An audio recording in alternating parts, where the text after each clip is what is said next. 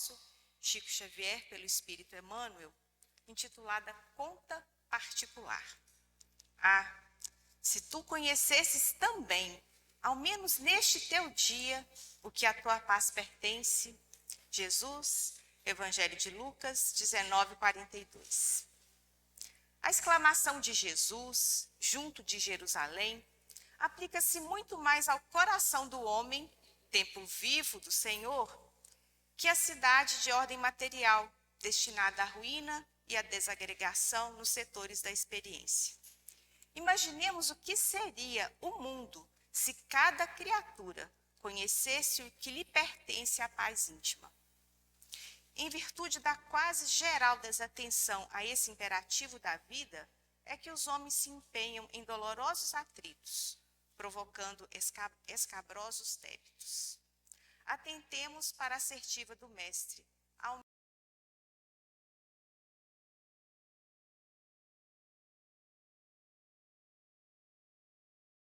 presentemente, e a refletir nos séculos que perdemos. Compele-nos a meditar quanto ao ensejo de trabalho, sempre aberto aos espíritos diligentes. O homem encarnado dispõe de um tempo glorioso que é provisoriamente dele, que lhe foi proporcionado pelo Altíssimo em favor da tua própria renovação. Necessário é que cada um conheça o que lhe toca à tranquilidade individual. Guarde cada homem digna atitude de compreensão dos deveres próprios, e os fantasmas da inquietude estarão afastados. Cuide cada pessoa do que se lhe refira à conta particular, e 2/3 dos problemas sociais do mundo surgirão naturalmente resolvidos. Repara as pequeninas exigências do teu círculo e atende-as em favor de ti mesmo. Não caminharás entre as estrelas, antes de trilhares as sendas humildes que te competem. Convidamos a todos, então, a mentalizar nosso mestre querido, nosso irmão em humanidade, que veio há 2000 anos deixar o seu exemplo, e busquemos todos os dias, num esforço contínuo, seguir este exemplo.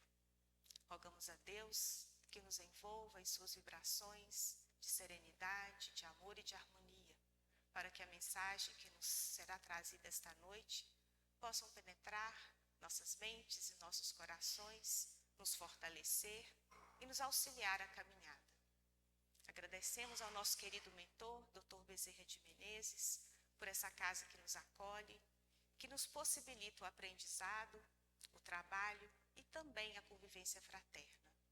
Rogamos, Pai, que nos ajude a compreender a tua bondade, o teu amor, e que possamos, com muito discernimento e sabedoria, aproveitar das oportunidades que diariamente nos concedes. Rogamos também ao nosso querido expositor da noite, para que seja envolvido, amparado, intuído, para que a sua mensagem nos chegue de maneira clara, atendendo às necessidades de cada um de nós aqui presentes, encarnados e desencarnados. E assim, em nome do nosso Deus, de bondade e sabedoria, dos mentores da nossa casa, que damos por aberta mais uma reunião na casa de Bezerra de Menezes. E assim seja. Então, hoje nós estamos recebendo nosso companheiro, que vem da casa Amor, Luz e Caridade de Ipatinga, e segundo ele nos relata, das primeiras casas da nossa região. Nelson Campos é um trabalhador já de algum tempo aí nas lides espíritas, e é um prazer recebê-lo em nossa casa mais uma vez.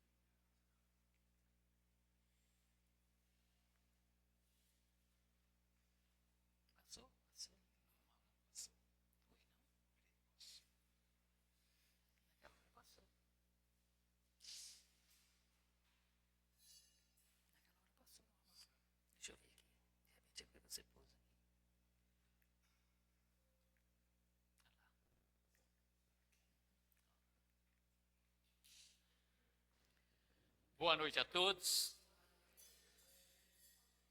É um prazer estar aqui com vocês. E como Jesus mesmo disse, onde houver 2 ou mais reunidos em meu nome, ali estarei. E estamos aqui em nome de Jesus. E é nesta certeza da tua presença entre nós é que agradecemos profundamente por esta oportunidade. Gratidão.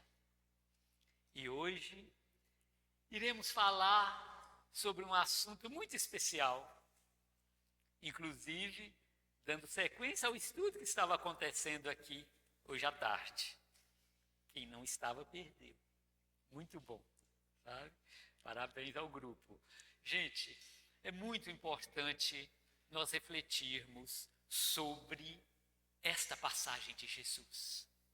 Veja bem, crucificado, diante de tanto sofrimento, como que nasceu em uma manjedoura, passou por perseguições, e ainda crucificado, sendo apedrejado, eu venci o mundo. Como? Como que ele venceu o mundo? Com tudo que ele fez, que ele passou. Expressão, né, nos gera dúvida. Como assim ele venceu o mundo diante de tanto sofrimento? A gente fica a questionar. Tenho-vos dito isso para que em mim tenhais paz. No mundo tereis aflições, mas tende bom ânimo. Eu venci o mundo. Porque ele teve bom ânimo. Bom ânimo diante de tanta paciência, né? Jamais agrediu alguém, jamais revidou algo de ruim que o aconteceu. Ao contrário, sempre mostrando a outra face, o que ele nos recomendou. Então nós vamos ver que iniciamos um processo de educação do nosso espírito, mostrando olho por olho, dente por dente. Aquela lei mosaica. Bateu, levou. Não é assim que nós começamos? Pelo medo. Eu não vou fazer nada de ruim, porque senão eu vou receber de volta. Se eu bater em alguém, eu vou apanhar. Se eu gritar com alguém, vai gritar também comigo. Então, começamos o nosso processo de educação. E chega Jesus dizendo, eu não vim destruir a lei, mas cumpri-la. De qual lei ele falava? Da lei de Deus. Porque a lei dos homens muda com frequência. Até hoje. Vai continuar mudando por muito e muito tempo ainda. Então, naquela época, Moisés já tinha recebido os 10 mandamentos e já tínhamos esta lei de Deus à nossa disposição. E Moisés estabelecia também a lei humana. E o que Jesus fez com a lei de Deus? Não mudou nada. A resumiu em 2 mandamentos. Que nós sabemos muito bem, que engloba todos os 10 mandamentos. Amar a Deus de toda a nossa alma, de todo o nosso entendimento, e ao próximo como a si mesmo. E então nós vamos ver que todas essas passagens de Jesus foi dando exemplo. Ele não escreveu nada a não ser na areia. Ele escreveu pelo exemplo. E nós, muitas vezes, queremos educar nossos filhos. Não grita comigo não, menino. Gritando mais do que ele. Não é? E aí nós precisamos nos vigiar. E se nós formos nos analisarmos, nós vamos ver que nós seguimos muito mais Moisés do que Jesus. Há mais de 2000 anos que Jesus já deixou seus ensinamentos conosco. E ainda a maioria de nós, para não dizer todos, seguimos Moisés. Então, meus irmãos, é aquele cuidado conosco mesmo. Quem vai prestar conta da nossa vida somos nós. Ninguém prestará conta para nós. Ao chegarmos lá, não adianta falar que foi fulano, foi ciclano, culpa de... Não quero saber da vida de ninguém. Quero saber de você. O que fizestes de tudo que te confiei? O que fizeste do entendimento que você tem da lei de Deus? Nós que estamos aqui na doutrina espírita. Tem alguém aqui pela primeira vez, gente? Não, né? Só você, né? Então, nós vamos ver, gente, que nós seremos cobrados conforme o nosso entendimento. Quanto mais é dado, mais é cobrado. Por isso temos tantas religiões, para amarmos a Deus conforme o nosso entendimento. Ao próximo como a si mesmo, em qualquer religião que estivermos, é a mesma coisa. Mas amar a Deus conforme de acordo com a nossa alma, conforme o nosso entendimento. Temos tantas religiões, ao respeito que precisamos ter com as diferentes religiões. Respeitar cada um na sua fé, na sua forma de entender. Nós conhecemos casais, inclusive o senhor é espírita e a sua esposa é católica apostólica romana, daquelas conservadoras. Ela o ajuda com frequência nas atividades na casa espírita. Eu até pouco tempo achava que ela era espírita. Há poucos dias que ele me falou que não era, sabe? E ele a ajuda também nas atividades da Igreja Católica. Uma harmonia que vocês precisam de ver os dois. E os filhos, após adultos, escolheram a religião deles. Tem um que nem religião tem, sabe? Mas cada um na sua liberdade de escolha. Enquanto é criança, é lógico que eles definiram. Não, esse aqui vai para o catecismo, vai lá para a igreja. Mas esse aqui não, ele já escolhe, ele quer ir com o papai para a casa espírita. Então foi para a casa espírita, sabe? Então, essa liberdade, o respeito que nós precisamos ter um pelo outro. Por isso que estamos juntos, não é por acaso. Existe uma razão. Deus não erra. Estamos matriculados na série certa, com as pessoas corretas. E a turminha da sala de aula, da quinta série, não recebe prova da sexta ou da oitava, não. Recebe da quinta série da matéria que ele já estudou. Essa é a nossa escola humana. Estamos matriculados nessa sala de aula que chama Terra, com a nossa turma do mesmo nível. Todos matriculados nessa sala de aula. E na nossa família, que é o nosso maior compromisso na vida, se chama família. Aqui estamos, com essa turminha na sala de aula. Na hora de um trabalho de português, aquele companheiro que sabe mais o português, já desenvolveu mais, é o que mais ajuda. Quando é um trabalho de matemática, aquele que já desenvolveu mais a matemática é o que mais ajuda. E assim nós vamos caminhando juntos, um colaborando com o outro. Na família, na sociedade, com aquele vizinho. E aí nós vamos, nesta consciência que estamos no lugar certo, com as pessoas exatas. Nada acontece por acaso. Tudo existe uma razão de ser. Então, nós vamos ver que durante a última ceia, pouco antes de sua paixão, preparando seus discípulos para as aflições que teriam, mas assegurando-os que, por meio dele, eles também poderiam ter bom ânimo e vencer as tribulações do mundo.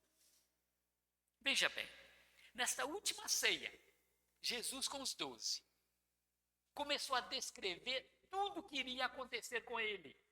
Que ele seria negado, ele seria traído, que ele seria crucificado. Falando tudo, ele já sabia tudo que ia acontecer.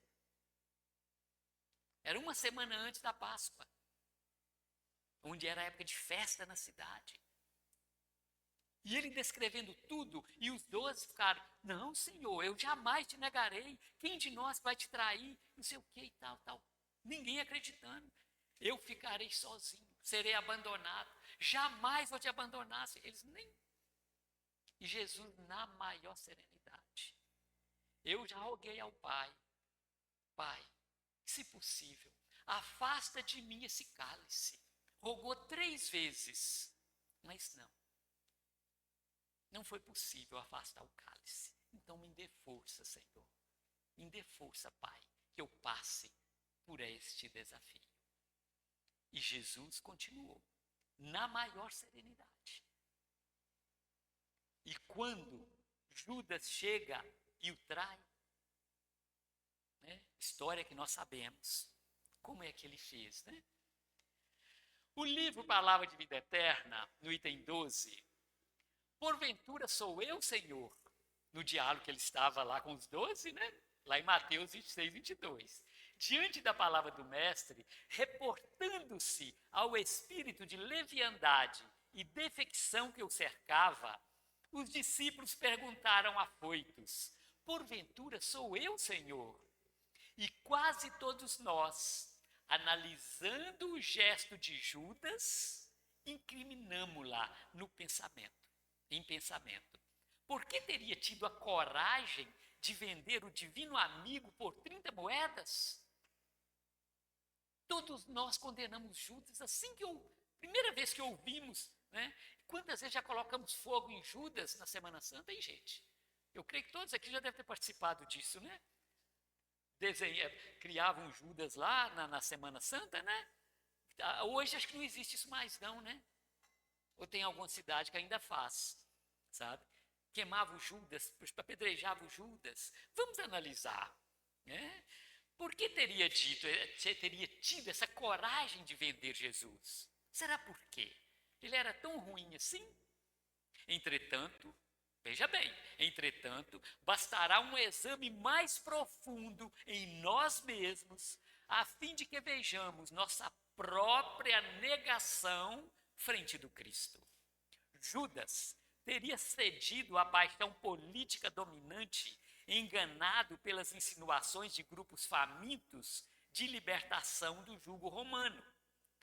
Teria imaginado que Jesus, no Sinédrio, avocaria a posição de emancipador da sua terra e da sua gente, exibindo incontestável triunfo humano. E apenas depois da desilusão dolorosa e terrível, teria assimilado toda a verdade. O que Jesus pensou? O que Judas pensou? Que Jesus, na hora que chegasse lá, ele ia mostrar quem ele era. Ele ia mostrar seu poder diante da crucificação. Ele não ia aceitar ser derrotado. Judas pensou que Jesus ia fazer isso. Pensou como se fosse ele. Se fôssemos um de nós, com o poder que Jesus tinha com ele. Imagine nós, na atual conjuntura, tivéssemos o poder do Cristo sendo levado à cruz. O que nós faríamos, hein? Não precisa responder não, tá, gente? O que nós faríamos se tivesse o poder do Cristo sendo crucificado? Só imagina. No mínimo, colocaríamos todo mundo para correr. Desceríamos da cruz e faríamos uma festa, mostrando nosso poder. E Jesus não. Jesus, com toda a grandeza, com todo o poder, Pai, perdoa, Pai, porque eles não sabem o que fazem. Gente, é muito nobre, é muito grande esse Espírito. E diz que podemos fazer o que ele fez e muito mais, se tivermos fé. Onde está a nossa fé? Qual é o tamanho da nossa fé ainda? Se tivermos fé do tamanho de um grão de mostardas, podereis fazer o que eu faço e muito mais. Um grão de mostarda. Precisamos ampliar a nossa fé, a nossa confiança em Deus. Que a doutrina espírita nos dá essa oportunidade de aproximar mais o nosso entendimento de Deus. E aí nós vamos ver. Mas nós, Em quantas existências e situações tê-los-emos vendido no altar do próprio coração, ao preço mesquinho de nossos desvairamento individual? Nos prédios da vaidade e do orgulho, nas exigências do prazer egoísta, na tirania da opinião, na caça da fortuna material, na rebeldia destruidora, no ouvido de nossos deveres, no avidamento de nossos próprios trabalhos. Quantas vezes negamos Jesus? E será que ainda não continuamos negando? Será que ainda não conseguimos exercitar a nossa fé, a nossa confiança em Deus? E aí nós vamos, buscando esta reflexão, buscando nos conhecer. Porque muitas vezes estamos preocupados em conhecer o outro. Quando enxergamos, quando percebemos um defeito no outro, antes de criticar, antes de apontar o dedo, vamos trazer para nós. Será que eu não faço igual? Vou me analisar. E muitas vezes eu não faço igual, não. Eu faço pior. Aí é hora. Gente, eu não percebia que eu fazia isso. A autoanálise. Conheça-te a ti mesmo. Precisamos nos conhecer. Então, naquele ponto, vamos passar a nos vigiar. Para já começar a nossa melhora. Sem a intenção de virar santo da noite pelo dia, gente. Nós não damos conta. E as pessoas não vão dar conta também de conviver conosco. Fanatismo é terrível. E em qualquer área, o fanatismo degrada-nos. Fanatismo religioso, fanatismo político, fanatismo do futebol, fanatismo nenhum. Precisamos evitar o fanatismo. Aprender a respeitar as diferenças. E aí nós vamos, gradativamente, nos melhorando. E então, na edificação íntima do reino de Deus, meditemos nos erros, nossos erros conscientes ou não, definindo nossas responsabilidades e débitos para com a vida, para com a natureza, para com os semelhantes e em todos os assuntos que se refiram à deserção perante o Cristo, teremos bastante força para desculpar as faltas do próximo, perguntando com sinceridade, no âmago do coração: porventura existirá alguém mais ingrato para contigo do que eu, Senhor? Olha, gente, esta reflexão íntima, esta busca do nosso eu interior, nos conhecendo, nos analisando, nós vamos perceber o quanto precisamos melhorar. E aí nós vamos, continuando esta caminhada, continuando estudando, buscando informação. Quanto mais aprendo, mais eu percebo que eu preciso estudar. Muitas vezes na casa espírita, em nossos grupos de estudos, né, quem está ali há 20 anos, há 25 anos, há 30 anos num grupo de estudo, chega um novato, pela primeira vez no grupo de estudo. Fazemos uma leitura do livro que está sendo estudado e cada um faz seus comentários. E aquele que chegou a primeira vez faz a abordagem de forma que nós nunca tínhamos pensado ainda. Veja bem, a pessoa chegou ali agora, está começando a estudar a doutrina e já leva a sua reflexão num ângulo surpreendente. Nossa, eu nunca tinha pensado assim. Veja então a necessidade de nunca achar que já sabemos tudo. É o dono da verdade.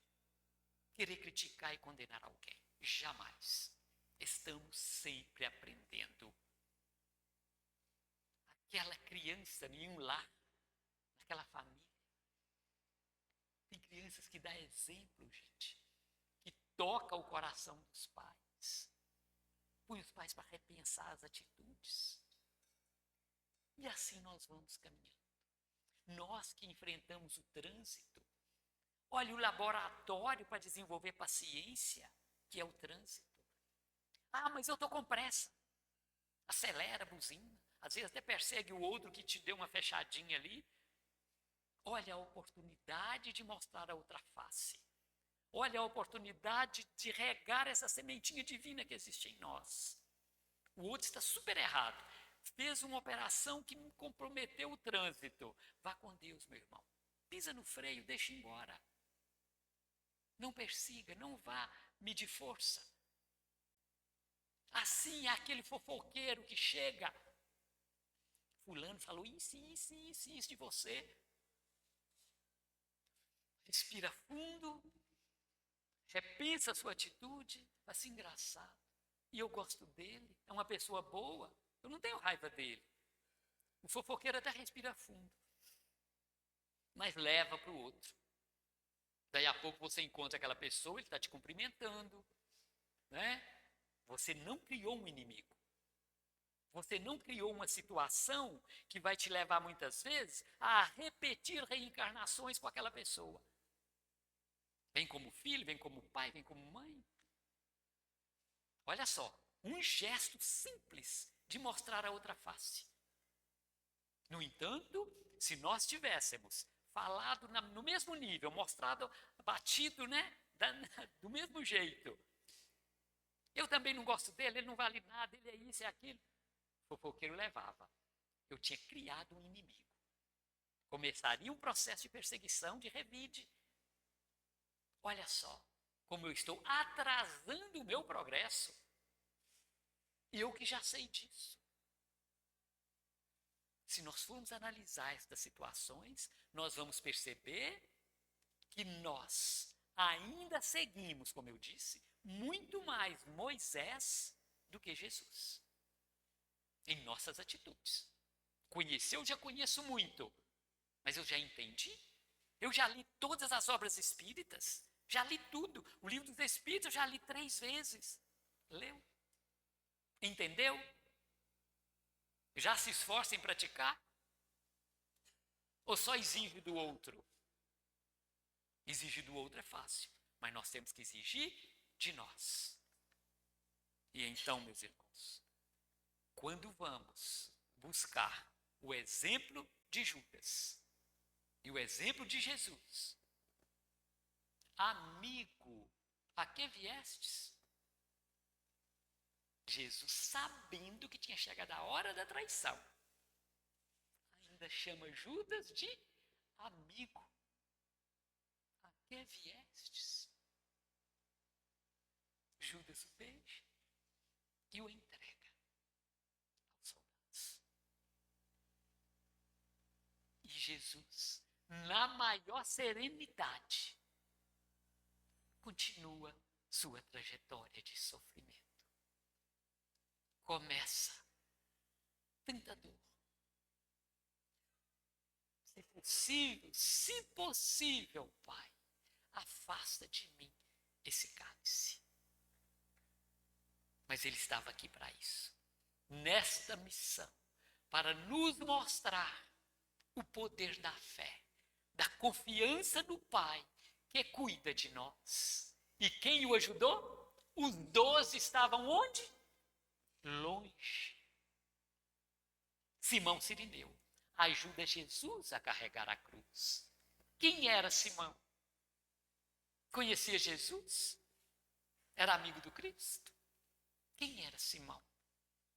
Simão Cirineu foi um judeu de Cirene, norte da África, que vindo do campo para Jerusalém, para as festividades da Páscoa, foi forçado pelos soldados romanos a carregar a cruz de Jesus até o Gólgota.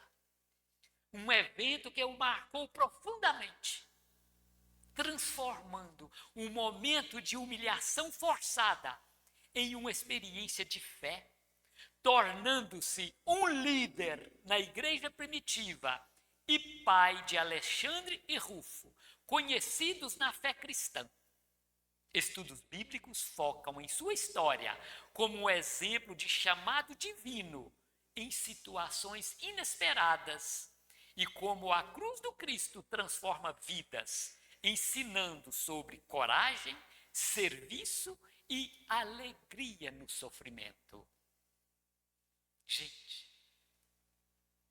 o sofrimento quando chega para nós, a dificuldade quando chega para nós, a primeira coisa que devemos lembrar, o que eu posso aprender com isto? E muitas vezes, o que nós lembramos? Não sei o que eu fiz para merecer isso, Deus esqueceu de mim, eu nasci no lugar errado, eu não mereço isso. E começamos simplesmente a reclamar. Vamos exercitar o evangelho em nós? Vamos exercitar os ensinamentos do Cristo em nós? Diante da dificuldade, daquela doença inesperada, o que eu posso aprender com isso? Uma doença transforma nossas vidas. Nós até retornamos à religião que estava abandonada. Muitas vezes afastamos da religião que frequentamos, que está tudo bem, tudo tranquilo, você não precisa de rezar, você não precisa de nada. Chega um desafio, você lembra da igreja na hora, você lembra de orar na hora, você lembra do passe, você lembra da casa espírita, você lembra... Olha o benefício dessa dificuldade. Então, meus irmãos, toda pessoa difícil que surge na nossa vida, seja um colega de trabalho, seja um familiar, seja um vizinho, o que eu posso aprender com esse momento? Ali está um momento de desenvolver a paciência. Então não é para sofrer com aquela pessoa. Aquele filho complicado, aquele familiar complicado, não é para expulsá-lo de casa. É o que mais precisa da família, é o familiar problema. É o familiar difícil. É com ele que eu vou desenvolver as virtudes em nós. Então, estamos matriculados na escola correta, com os colegas perfeitos. É tudo que precisamos. Não vamos reclamar, vamos entender. E no livro ainda, Palavra de Vida Eterna, na vitória real, tende bom ânimo, eu venci o mundo. Vamos ver o mundo que Jesus venceu? É importante enumerar algumas das circunstâncias difíceis em que se encontrava Jesus quando asseverou perante os discípulos: tende bom ânimo, eu venci o mundo. E ele era alguém que, na conceituação do mundo, não passava de vencido vulgar. Sabia-se no momento de entrar em amarga solidão. Confessava que fora incompreendido pelos homens, aos quais se propusera a servir. Veja a situação de Jesus nesse momento, gente. Ele já sabia que ia entrar na solidão, que ia passar por todos os desafios. E disse com serenidade que tinha vencido o mundo. E aí, não ignorava que os adversários lhe haviam assaltado a comunidade em formação através de um amigo invigilante. Dirigia-se aos companheiros, anunciando que eles próprios seriam dispersos. Falava sem rebuços da flagelação que seria vítima. Via-se malquisto pela maioria, perseguido, traído. Não desconhecia que lhe envenenavam as intenções, certificara-se de que as pessoas mais altamente colocadas eram as primeiras a examinar o melhor processo de confundi-lo. É o que eles tentaram o tempo todo, confundir Jesus, para que ele desse motivo para ser preso. E ele não deu. motivo algum para ser preso. Tentaram de todas as formas, mas não encontraram. E então perceberam o ódio de que se tornara objeto, principalmente por parte daqueles que pretendiam assambarcar o nome de Deus a serviço de interesses inferiores. Reconhecia-se a poucos passos da morte a que se inclinaria, condenado sem culpa. Entretanto, ele dizia: tende bom ânimo, eu venci o mundo. Ele não se entregava, gente, no sofrimento. Ele sempre animava que ele venceu o mundo, que ele passou por todas, estava passando por todas aquelas situações. Quando te encontres em crise, lembra-te do mestre. Subjugado, seria o conquistador inesquecível. Batido, passaria à condição de senhor da vitória. Assim ocorre porque os construtores do aperfeiçoamento espiritual não estão na terra para vencer o mundo, no mundo, mas, notadamente, para vencer o mundo em si mesmos, de modo que servirem ao mundo sempre mais e melhor.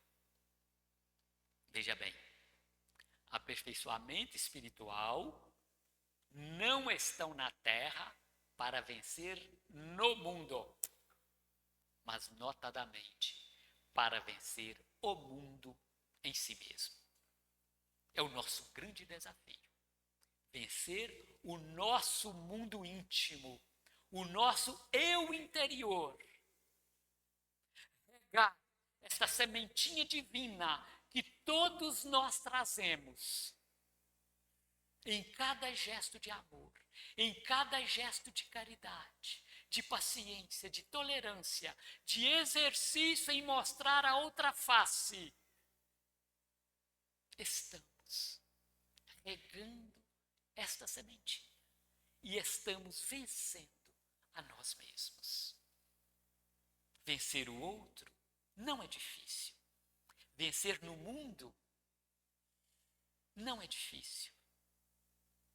Alcançar as coisas do mundo não são difíceis. Mas a nossa transformação do nosso mundo íntimo que é o grande desafio.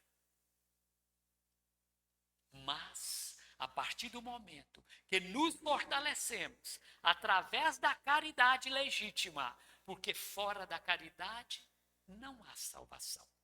Nós sabemos disso. É a máxima da nossa doutrina. Vamos nos fortalecer. Qual é o caminho que temos para esta transformação? Lá no Evangelho segundo o Espiritismo, no capítulo 5, vem as instruções dos Espíritos. Bem e mal sofrer. Quando o Cristo, bem-aventurados aflitos, o reino dos céus lhes pertence. Não se referia desse modo, não se referia de modo geral aos que sofrem, visto que sofrem todos os que se encontram na terra, quer ocupem tronos, quer jazam sobre a palha, mas há poucos sofrem bem, poucos compreendem que somente as provas bem suportadas podem conduzi-lo ao reino de Deus. As provas bem suportadas. Olha bem, como estamos passando pelas provas? É reclamando? É blasfemando? Só se achando o mais injustiçado da terra? Sofrem todos que estão sobre a terra. Nós estamos em um planeta de provas e expiações, ou seja, estamos no purgatório. Quando a Igreja Católica criou o purgatório, porque antes nós compreendíamos o seguinte: estamos na terra, aqui embaixo é o inferno. Aqui em cima é o céu. Se eu for injusto, se eu for mau, eu vou para o inferno eternamente. Se eu for bom, eu vou para o céu. Era isso que existia. Nós compreendíamos apenas isso. Era a vida. Com o nosso progresso intelectual, nós fomos descobrindo e compreendendo os ensinamentos do Cristo, que nos apresentou que há muitas moradas na casa do Pai. E quando fomos ampliando o nosso entendimento, já ficou sendo questionado. Mas eu sou mais ou menos. Eu não sou mau, nem sou bom, porque eu ainda erro. Eu vou para o inferno?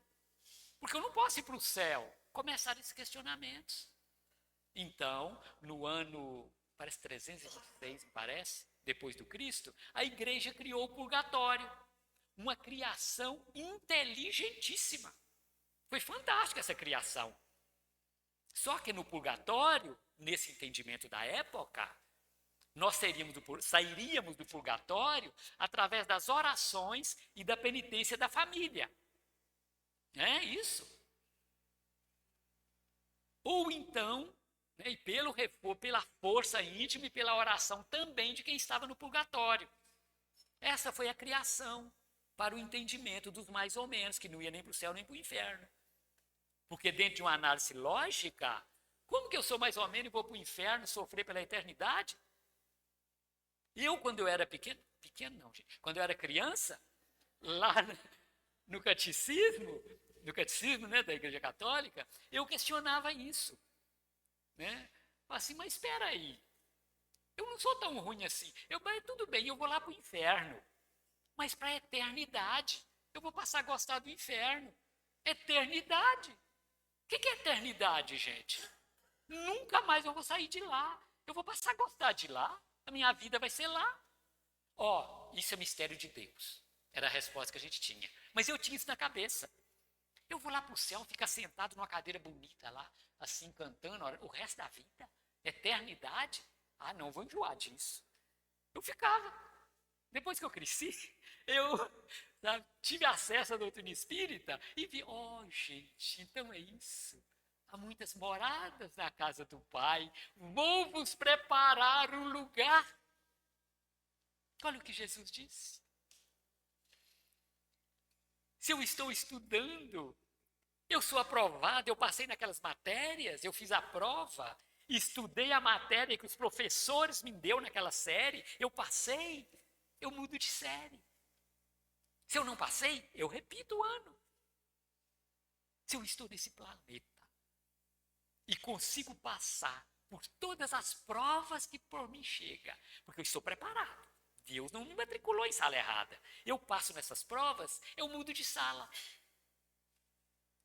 Jesus nos prepara outra sala, outro planeta. Eu já melhoro. Bezerra de Menezes, o grande mentor desta casa, pediu para permanecer na terra. Não foi isso? Ele queria continuar trabalhando aqui. Ele podia estar em outro, muito mais evoluído que a terra. Veja bem, meus irmãos, como que é grande a oportunidade que temos de estarmos em uma casa espírita, que recebemos o que Jesus prometeu. Lhes enviarei o Consolador, para vos relembrar tudo o que vos tenho dito e vos dizer aquilo que eu não posso dizer agora. E aqui estamos com o Consolador, nos relembrando os ensinamentos de Jesus, que há mais de 2000 anos temos conosco e ainda não praticamos. Mas se estamos nos esforçando, já é um grande passo. E vamos saber então que fora da caridade não há salvação. Buscamos então compreendermos a caridade em cada momento da nossa vida. O desânimo é uma falta. Deus vos recusa consolações desde que vos falte coragem.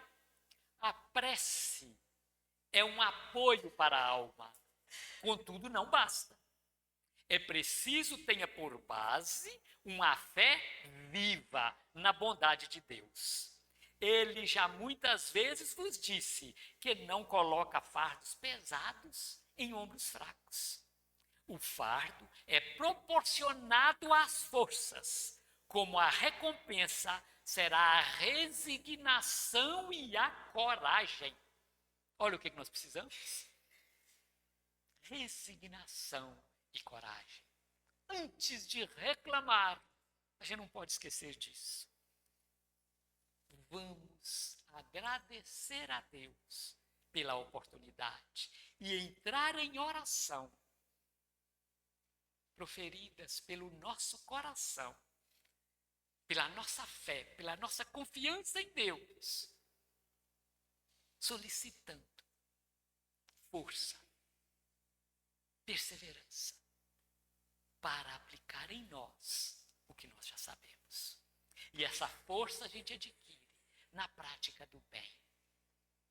Nesse exercício constante que temos oportunidade todo dia de exercitar os ensinamentos do Cristo.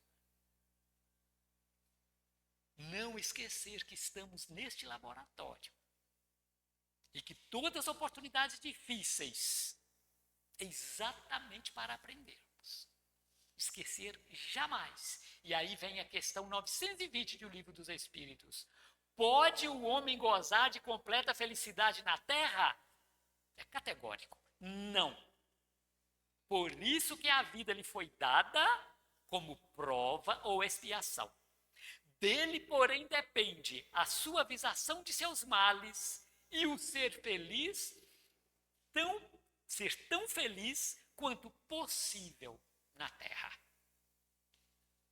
A felicidade não é deste mundo, mas podemos ser felizes quanto possível quando nós conseguimos ver todas as dificuldades, não como sofrimento, mas como oportunidade. O que eu posso aprender, Senhor, com este sofrimento? Jamais esquecer disso.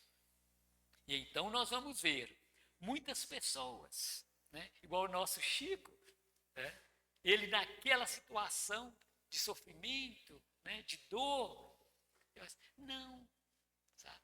Eu não estou sofrendo. Está doendo, mas eu não estou sofrendo. Jesus me fortalece. O sofrimento é de acordo com a nossa fé, com a nossa confiança. E quanto mais reclamamos, mais vai doer. E nós sabemos, meus irmãos, que tudo na nossa vida depende da nossa vontade, do nosso querer. Tranquilidade, lá do Vinha de Luz.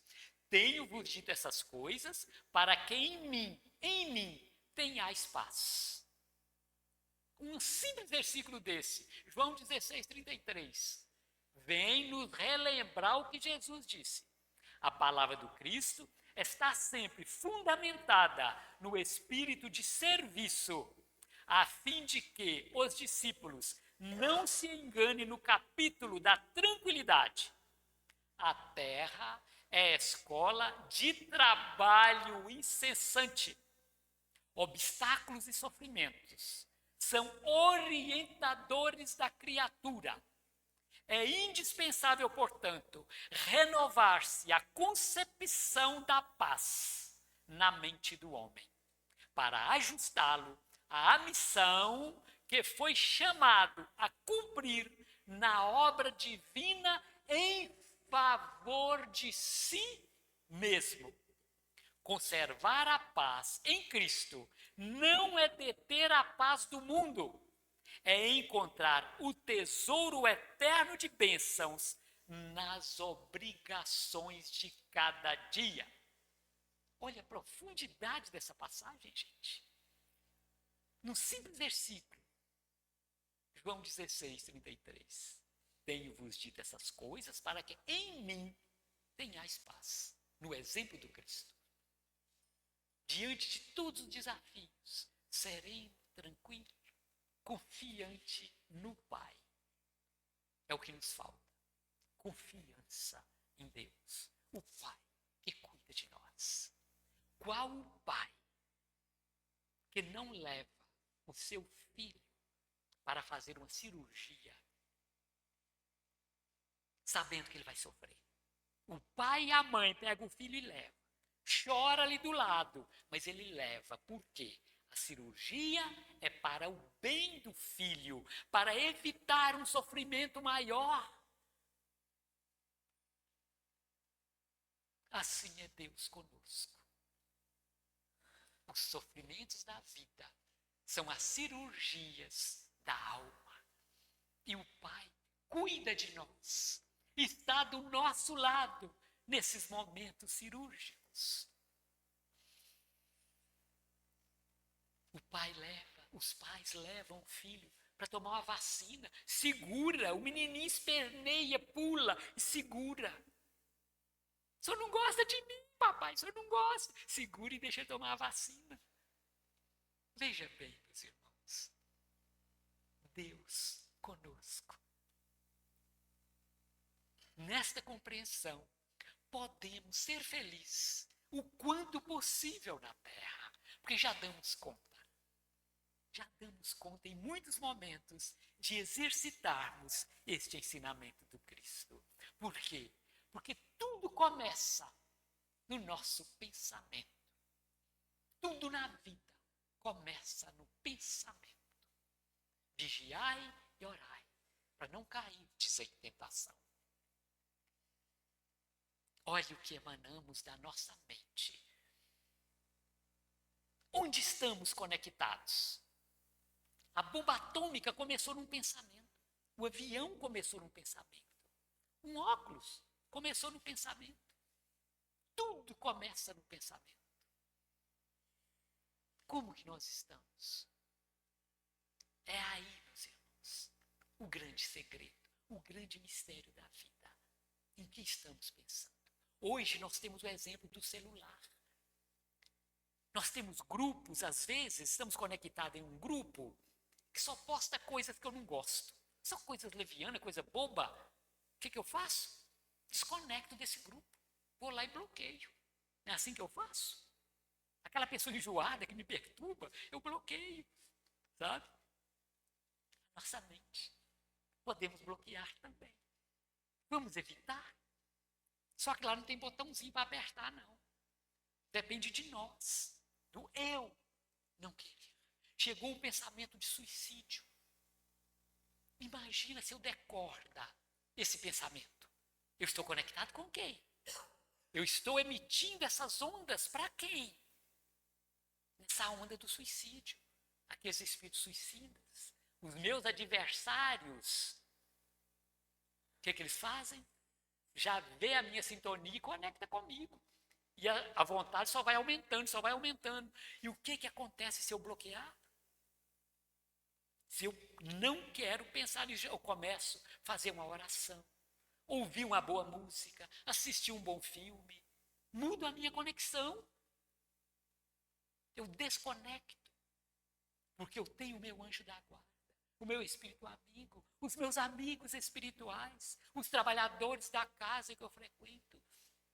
Quando eu entro em oração, eu conecto com eles. E eles me energizam. Eu recebo as suas vibrações no meu pensamento, porque eu estou conectado com energias positivas. Eu me fortaleço. Nem lembro mais de suicídio. Assim, aquela pessoa que me agride, como eu disse no trânsito, ou em qualquer lugar, um fofoqueiro, tudo, não vamos conectar naquela onda. É um esforço, gente. Não é fácil. Se fosse fácil, todo mundo fazia. Não é fácil. E o que nós precisamos é nos fortalecer para este fim. E então, no Conduta Espírita, o item 47, perante Jesus, em todos os instantes, reconhecer-se na presença invisível de Jesus, que nos ampara nas obras do bem eterno. Aceitou-nos o Cristo de Deus desde os primórdios da terra, nos menores cometimentos, identificar a vontade superior, promovendo em toda parte a segurança e a felicidade das criaturas. Cada coração humano é uma peça de luz potencial e Jesus é o sublime artífice. Lembra-se de que o Senhor trabalha por nós sem descanso. Jesus está conosco em todos os momentos da nossa vida. E então, meus irmãos, nós não podemos esquecer disso. Vamos sempre estar conectados. Jesus cuida de mim. Por mais desafiante que seja o momento em que vivemos, vamos confiar. Isto também vai passar. Depende de mim. Onde eu estou conectado. E assim, no capítulo 6 do Evangelho, Consolador prometido. E se me amais, guardai os meus mandamentos. E eu rogarei ao meu Pai, e ele vos enviará outro Consolador, a fim de que fique eternamente convosco. O Espírito de verdade, que o mundo não pode receber, porque o não vê e absolutamente não conhece. Mas quanto a vós, conhecê-lo-eis, porque ficará convosco e estará em vós. Porém, o Consolador, que é o Santo Espírito que meu Pai enviará em meu nome, vos ensinará todas as coisas e vos fará recordar tudo o que eu vos tenho dito. É como eu falei no início. Aqui estamos nós, em uma casa espírita, tendo acesso a este Consolador prometido. Vamos nos esforçar. Vamos, através da nossa fé no Cristo que cuida de nós, começou desde os primórdios da terra. Ele, que foi um espírito também criado, simples e ignorante, e chegou ao Pai. Eu e o Pai somos um. Jesus já convive com o Pai. E foi designado a ele a preparação, a administração da formação do planeta Terra. E ele acompanhou, administrou toda a formação do nosso planeta, que recebeu os espíritos primitivos. Formamos lá no homem da caverna. Já começou todo o nosso processo de vida em sociedade. Aquele que já tinha mais conhecimento, que nasceu no mundo primitivo para ajudar a elencar esta equipe, esta sociedade, que já trazia o conhecimento, veio o conhecimento do fogo, e aí foi gradativamente evoluindo, até chegar no momento em que estamos hoje, acompanhados, dirigidos por Jesus, que em determinado momento reduziu toda a sua energia para nascer no meio de nós. E aqui esteve, habitou um corpo inferior. Diante da sua angelitude, da sua grandeza, imagina a vibração do Cristo. Para habitar um corpo desse, teve que rebaixar sua vibração para ocupar um corpo humano. E aqui esteve conosco. Imagina a grandeza de Maria para recebê-lo em seu útero, para estar conectado com ele. Imagina a grandeza de José para cuidar deles. Gente, é muita gratidão a Deus. Muita gratidão a Jesus. Diante de todo este sacrifício, aqui esteve conosco. Vamos nos esforçar. Porque aqui estamos, é porque estamos preparados para esse exercício em nós, a cada dia, a cada instante. Que Jesus continue conosco, nos fortalecendo e nos amparando sempre nesta caminhada. Gratidão a todos. Gratidão, Jesus, por este momento. Muito obrigado a todos.